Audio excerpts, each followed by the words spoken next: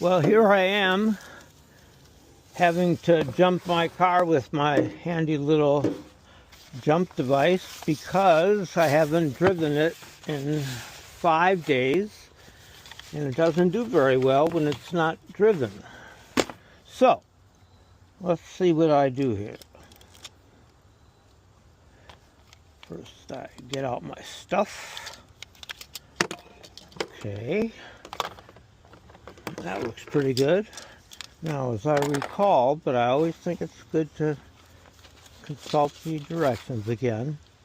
Let's see.